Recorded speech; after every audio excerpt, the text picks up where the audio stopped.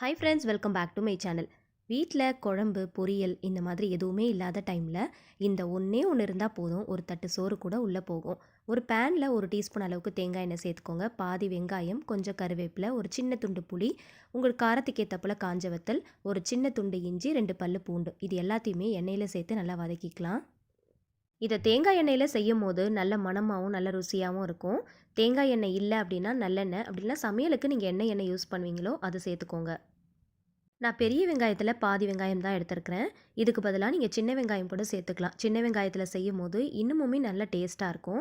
So சின்ன வெங்காயம் இருந்துச்சு அப்படின்னா உங்களோட குவான்டிட்டிக்கு ஏற்ற மாதிரி எடுத்துக்கோங்க. ஒரு 5லேருந்து 10 வரைக்கும் சின்ன வெங்காயம் எடுத்துக்கிட்டிங்க அப்படின்னா இன்னும் நல்ல டேஸ்ட்டாக இருக்கும். இது எல்லாமே கொஞ்சம் லைட்டாக இந்த அளவுக்கு வதங்கினா போதும். ரொம்ப வதங்கணும் அப்படிங்கிற அவசியம் இல்லை. கண்ணாடி பதத்துக்கு வர அளவுக்கு வதக்கிக்கோங்க. ஒரு கைப்பிடி அளவுக்கு தேங்காயை கட் பண்ணி எடுத்துருக்கிறேன். இதை மிக்ஸி ஜாரில் சேர்த்துக்கலாம். இது கூடவே வதக்கின எல்லா பொருட்களையும் சேர்த்து தேவைக்கேற்ப கல் உப்பு சேர்த்துக்கோங்க. இது கூடவே கொஞ்சமாக காரத்துக்கு ஏற்றா போல் மிளகாய்த்தூள் சேர்த்துக்கோங்க. இது எல்லாத்தையுமே கொஞ்சம் கூட தண்ணி சேர்க்காமல் அப்படியே நல்லா கொரகொரப்பாக அரைச்சி எடுத்துக்கோங்க. கொஞ்சம் கூட தண்ணி சேர்க்காமல் அரைச்சிக்கோங்க. வெங்காயம் தேங்காயில் இருக்கிற அந்த ஈரப்பதத்திலேயே நல்லா அரைஞ்சு கிடைக்கும். நல்லா கொரகொரப்பாக அரைச்சி எடுத்துக்கோங்க. இதை அப்படியே எடுத்து கையில் நல்லா உருண்டை பிடிச்சி எடுத்துக்கோங்க. நம்ம இன்றைக்கி இதை மிக்ஸி ஜாரில் அரைச்சிருக்கிறோம். இதை இன்னும் நீங்கள் அம்மிக்கல்லில் வச்சு அரைச்சிங்க அப்படின்னா இன்னும் ரொம்ப நல்லா டேஸ்ட்டாக இருக்கும். கேரளா சைட்லலாம் இதை சம்மந்தின்னு சொல்லுவாங்க.